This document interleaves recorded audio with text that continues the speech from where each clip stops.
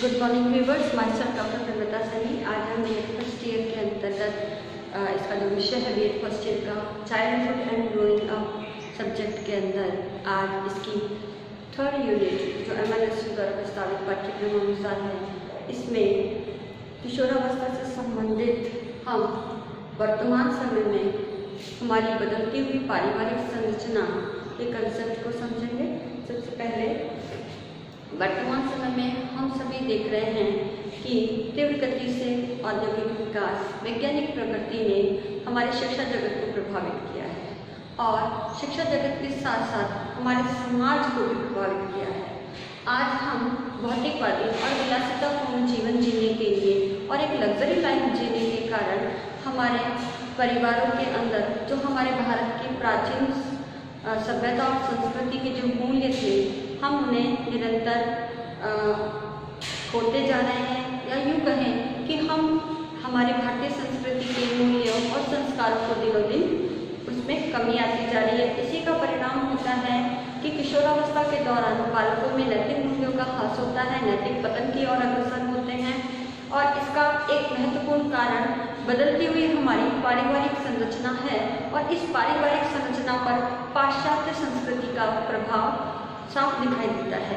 तो आज के समय में किशोरावस्था का जो काल होता है वो अपने आप ही बहुत ही चेंजेबल होता है, तो जिसमें हार्मोन्स परिवर्तन होते हैं और बालक ना तो बहुत बड़ा लगता है ना बहुत ही छोटा होता है अपनी उम्र में, लेकिन उसमें चेंजेस के कारण जो शारीरिक और मानसिक परिवर्तन होते हैं, तो इन परिवर्तन के कारण उसके अंदर जोश, उमंग, उत्साह, किसी भी कार्य को करने की एक लगन, प्रेरणा बहुत ही तीव्र गति से उसके अंदर प्रदीप्त हमें दिखाई देती है और इसी कारण जो है किशोरावस्था पर बदलती हुई पारिवारिक संरचना का प्रभाव भी उनके शारीरिक और मानसिक स्वास्थ्य पर पड़ता है। या यूँ कह सकते हैं हम कि बालक के शारीरिक और मानसिक विकास पर बदलती हुई पारिवारिक संरचना का भी प्रभाव पड़ता है। अब ये जो पारिवारिक संरचना है, तो हम ये देखते हैं कि प्राचीन समय में जो हमारे परिवारों की संरचना थी वो थी संयुक्त परिवार। तो पुराने समय में हम संयुक्त परिवार के अंदर अपना जीवन यापन करते थे और आधुनिक समय के अंदर हम क्या करते हैं, एकल परिवार के अंदर अपना जीवन यापन करते हैं। तो जो हमारी जो कह सकते हैं पारिवारिक संरचना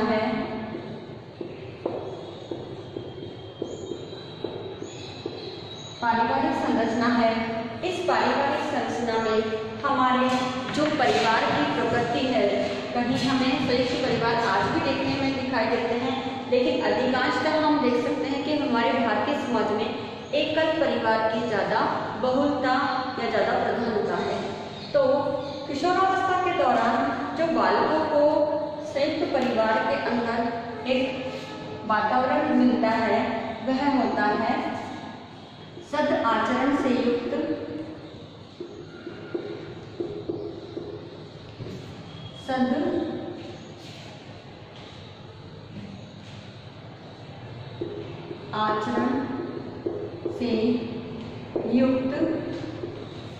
मर्यादित वातावरण, जिसमें बालक रह करके अपने मूल्य और एवं पारिवारिक गुणों को सीखता है।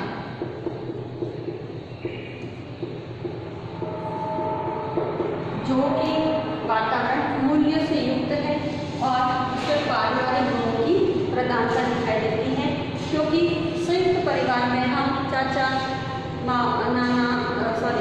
वगैरह जो दादा दादी है, इन सबके साथ संयुक्त परिवार प्रणाली के अंतर्गत हम अपना जीवन निर्वाह करते हैं। कह सकते हैं कि एडोलेसेंट एज के अंदर बालकों में अगर अच्छे आचरण की संकल्पना का विकास करना है तो संयुक्त परिवार प्रणाली बहुत ही ज़्यादा इम्पॉर्टेंट है।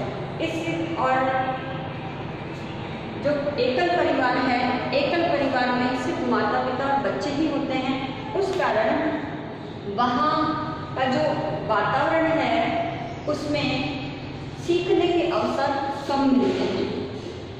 सीखने एवं सिखाने के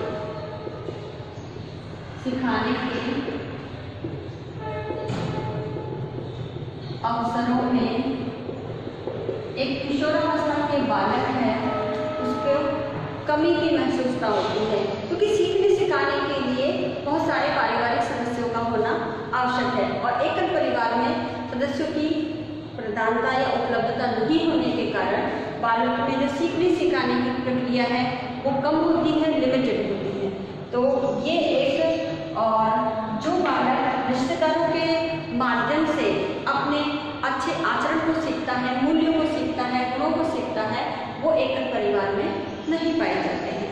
तो इस प्रकार हमारी पाश्चात्य संस्कृति और भौतिकवादी जगत के कारण हमारे परिवार की जो संरचना है वो बदल गई है। संयुक्त परिवार की तुलना में आज में भारत में बहुत सारे एकल परिवार देखे जा सकते हैं और इन एकल परिवारों के अंदर जो घर का वातावरण किशोरावस्था के बालकों को मिलता है वो एक प्रकार से अमर्यादित होता है, जो उनके विकास पर नकारात्मक प्रभाव डालता है। तो इस प्रकार अगर पारिवारिक संरचना है और पारिवारिक संरचना में जो किशोरावस्था के बालक हैं, किशोरावस्था के बालकों में, तो किशोरावस्था के बालकों में यदि जो परिवार है, ठीक है, अब इस परिवार के अंतर्गत यदि बालक को सहयोग मिलेगा, सहयोग की प्राप्ति परिवार के द्वारा यदि सहयोग की प्राप्ति होती है तो बालक का सकारात्मक विकास होता है। विकास और प्राप्ति न होने पर, यानी सहयोग की प्राप्ति न होना, तो इससे बालक का क्या होगा, नकारात्मक विकास होगा। तो इस प्रकार बालक के विकास को प्रभावित करने में परिवार के अंदर परिवार के सदस्यों द्वारा सहयोग की प्राप्ति या सहयोग की भावना बहुत ही महत्वपूर्ण भूमिका अदा करती है। तो किशोरावस्था के अंदर बालकों को पारिवारिक सदस्य, नाते, रिश्तेदारों के द्वारा सहयोग की प्राप्ति होने पर ही बालक का जो विकास है वो सकारात्मक दिशा की ओर अग्रसर होता है। तो इस प्रकार जो परिवार है वो बालकों के विकास में अपनी महत्वपूर्ण भूमिका निभाता है। और इस किशोरावस्था में जो किशोर है, किशोर एवं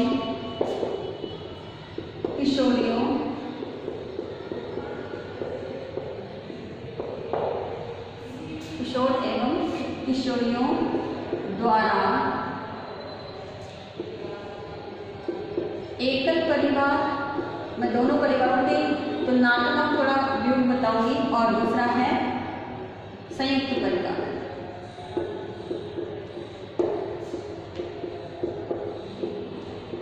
तो एकल परिवार में परिवार के सदस्यों की संख्या कम होने के कारण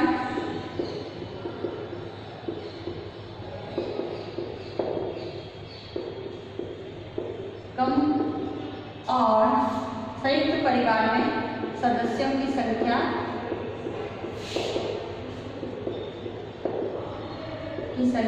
अधिक होने के कारण इन दोनों स्थितियों में जो किशोरों और किशोरियों की जो समस्याएं हैं, क्योंकि ऐसे समय में एडोलेसेंट एज में समस्याएं बहुत उत्पन्न होती हैं, उनके अंदर जो उलझने हैं, ठीक है, आदि का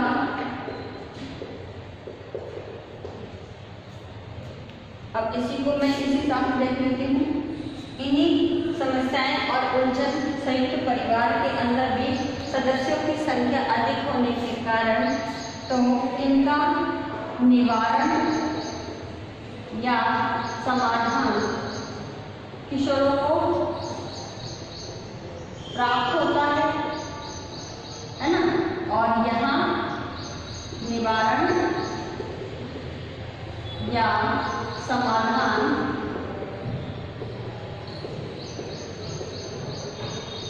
प्राप्त नहीं हो पाता जितना एक एडोलेसेंट एज वाला बालक चाहता है, क्योंकि कभी कभी शर्म और संकुचाहट से, झिझक से वो अपनी व्यक्तिगत जो समस्याएं होती है जो इस एडोलेसेंट एज के दौरान बालक के मन में उत्पन्न होती है, शारीरिक परिवर्तनों से संबंधित होती है, तो वो इन समस्याओं को अपने परिवार के सदस्यों को नहीं बता पाता है। कभी संकोचवश, कभी झिझकवश वो अपनी समस्याएं अपने तक ही सीमित रखता है, क्योंकि एकल परिवार के अंदर सदस्यों के कम होते हैं तो वो अपने आप ही अपनी उलझनों में, अपनी समस्याओं में फंसा हुआ महसूस करता है। तो यहाँ उस समस्याओं का निवारण या समाधान बच्चे को प्राप्त नहीं हो पाता। दूसरी तरफ जब हम संयुक्त परिवार की बात करते हैं तो संयुक्त परिवार के अंदर सदस्यों की संख्या अधिक होने के कारण बालक को जो है उचित निर्देशन एवं परामर्श प्राप्त होता है, क्योंकि परिवार के सदस्यों की संख्या अधिक होती है। वो भाई बहनों से ना पूछ करके दादा चाची के बच्चों से पूछ सकता है, दादा चाची से पूछ सकता है, दादा दादी से अपनी प्रॉब्लम शेयर कर सकता है। तो इस प्रकार उसे अपनी व्यक्तिगत शारीरिक और मानसिक समस्याओं का समाधान उसे प्राप्त हो पाता है। तो इस प्रकार बालक का विकास जो है प्रभावित होता है परिवारों की बदलती हुई संरचना के अनुसार। अब इन समस्याओं ने, यानी ये जो बदलती हुई हमारी पारिवारिक संरचना है, इन समस्याओं ने आज एक ज्वलंत मुद्दा हमारे सामने खड़ा कर दिया है। इस बदलती हुई पारिवारिक संरचना का जो प्रभाव है वो किशोरावस्था पर सीधा और प्रत्यक्ष रूप से पड़ता है। तो बदलती हुई पारिवारिक संरचना के द्वारा किशोरावस्था का प्रभाव एक ज्वलंत मुद्दा हमें आज के समय में प्रासंगिक भी है और दिखाई भी देता है। और इसके कई कारण हो सकते हैं। बदलती हुई पारिवारिक संरचना के कारण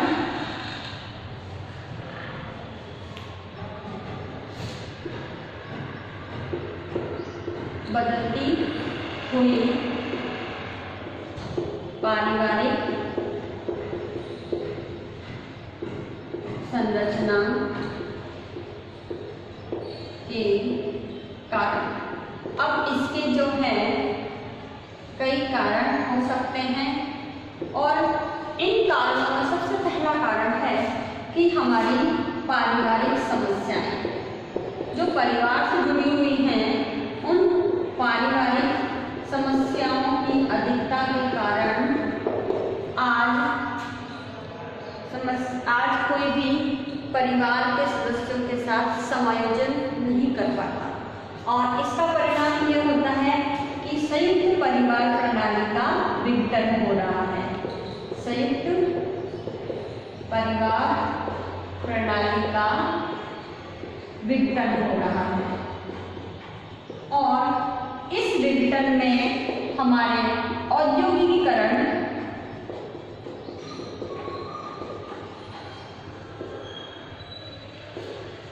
तकनीकी विकास,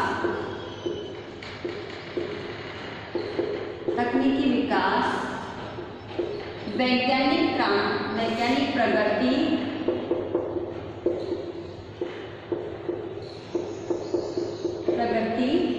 पाश्चात्य संस्कृति का प्रभाव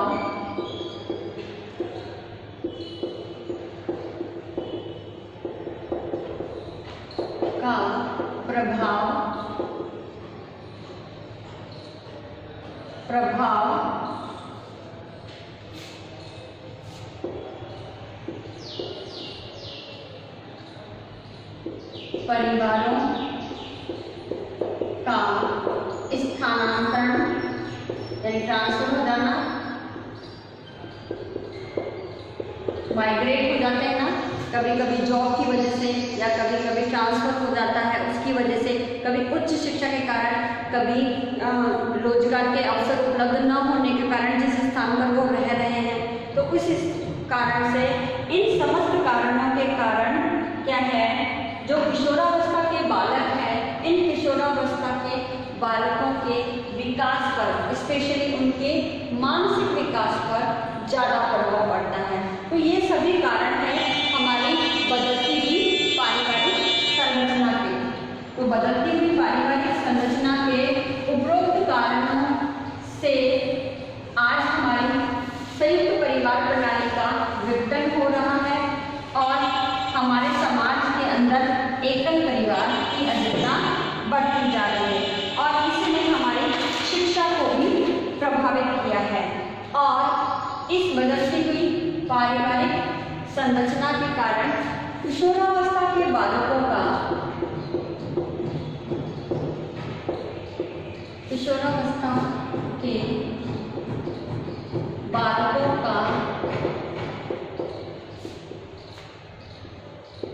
सामाजिक विकास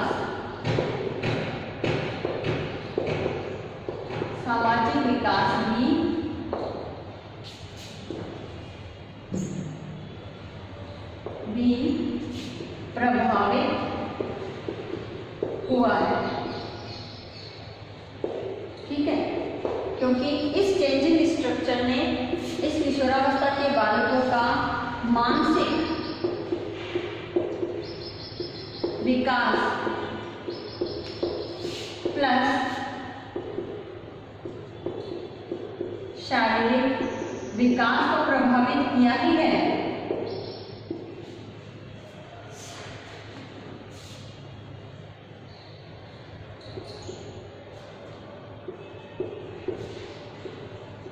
यह प्रभाव डाला ही है। तो उसी प्रकार बालकों का सामाजिक विकास भी प्रभावित हुआ है, क्योंकि इससे बालक के जो सामाजिकरण की प्रक्रिया है,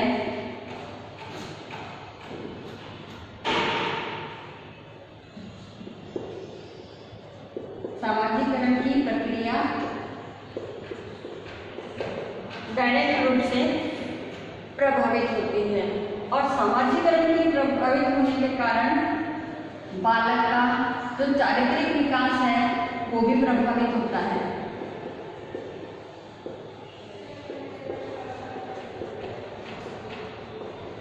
और इसका परिणाम होता है कि बालक बुरी आदतों की ओर अग्रसर होता है, बुरी आदतों की ओर अग्रसर होता है। तो इस प्रकार हमारे बदलते हुए पारिवारिक संरचना ने बालक के सामाजिकरण की प्रक्रिया को प्रभावित करके बालक को बुरी आदतों की ओर अग्रसर किया है, जिससे बालक के चरित्र निर्माण की जो प्रक्रिया है वो भी अवरुद्ध हो जाती है। अब सबसे इम्पोर्टेंट इसमें आया है जो ये प्रभाव नेगेटिव गया है, तो इस पर जो पाश्चात्य संस्कृति का प्रभाव है,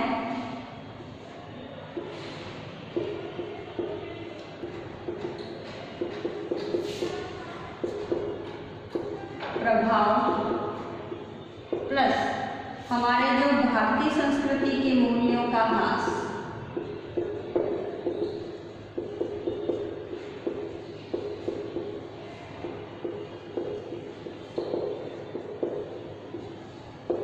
ये दो कारण हैं। इन दोनों कारणों से ही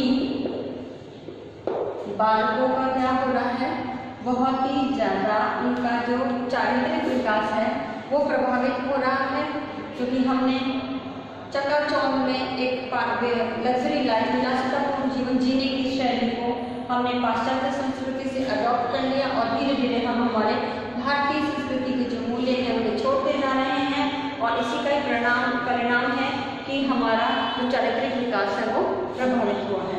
तो इस प्रकार, और सबसे आज एक और इसका कारण हम कह सकते हैं कि परिवारों का खुलापन, परिवारों का खुलापन ठीक है, तो परिवारों के खुलेपन के कारण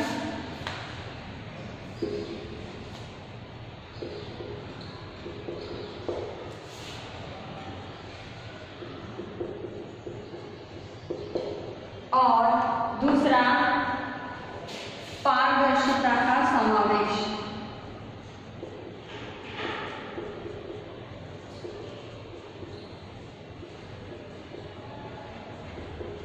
यानी पहले अगर कोई भी बालकों में, एडोलेसेंट एज के बालकों में अगर बुराई होती थी या कुछ भी अच्छाई होती थी तो वो एक लिमिटेड दायरे तक ही सीमित रहती थी। लेकिन आज इंटरनेट के जो संसाधन हम प्रयोग में ला रहे हैं और ये हमारे वैज्ञानिक क्रांति की ही देन है, तो इसके कारण आज पारदर्शिता बहुत ज़्यादा आ गई है। आज कोई भी घटना परिवारों में घटित होती है तो उसका नेटवर्क इतना फास्ट फैलता है कि सभी को वो घटना पता चल जाती है और इसका प्रभाव किशोरावस्था के बालकों पर भी पड़ता है। तो इस प्रकार पारदर्शिता का समावेश और हर परिवार अपने आप में बहुत ही ओपन रूप से जीवन जीता है, जिसके बारे में आज यह कह सकते हैं कि दिखावे की जो प्रवृत्ति है और ओपननेस है कि जो भी चीज़ हो रहा है हम उसे सार्वजनिक रूप से शेयर करें। तो एक ये मानसिकता भी किशोरावस्था के बालकों के सामाजिक, मानसिक और शारीरिक विकास को प्रभावित करती है। तो इस प्रकार बदलती हुई पारिवारिक संरचना में परिवारों की जो एकल प्रणाली है, संयुक्त परिवार प्रणाली है, इनका बहुत ही प्रभाव पड़ता है, जो किशोरावस्था के बालकों के शारीरिक, मानसिक और सामाजिक विकास को प्रभावित करता है। तो इन सभी कारणों से किशोरावस्था के बालकों में कई समस्याएं उत्पन्न होती हैं और इन समस्याओं के इसीलिए जो स्टैनले हॉल महोदय हैं, उन्होंने इस किशोरावस्था का जो काल है इसे तूफान और संघर्ष की अवस्था बताया है और बालकों के मन में निरंतर इस प्रकार की मानसिक पशोपेश, असमंजस की स्थिति, असमायोजन की स्थिति उत्पन्न होती है। तो आज के इस वीडियो में इतना ही। अब आज का जो आपका असाइनमेंट है, इस असाइनमेंट के अंदर आपको एक क्वेश्चन दिया जाता है। इस क्वेश्चन के अनुसार किशोरावस्था पर या बदलती हुई पारिवारिक संरचना से क्या अभिप्राय है? बदलती हुई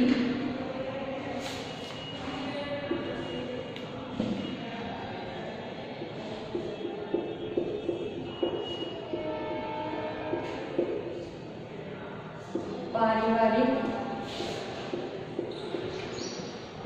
संरचना से क्या तात्पर्य है?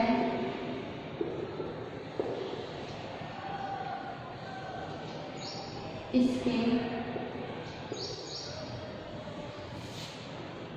कारण तथा इसके कारण भी बताइए। चलिए इसे टाइप होता है, इसके कारण भी बताइए। तो ये आपको इसका असाइनमेंट करना है। इसी के साथ इस कोरोना महामारी के दौरान आप अपने घर में रहिए, सुरक्षित रहिए। सरकार द्वारा जारी जो गाइडलाइन है उसके निर्देशों की पूर्णतः पालना कीजिए। सोशल डिस्टेंसिंग 6 फीट की बना के रखनी है, अपने फेस पे मास्क लगा के ही रहना है और अपने हाथों को बार बार सैनिटाइज करें या साबुन से धोते रहिए। घर में रहिए और सुरक्षित रहिए। आई होप ये वीडियो आपके लिए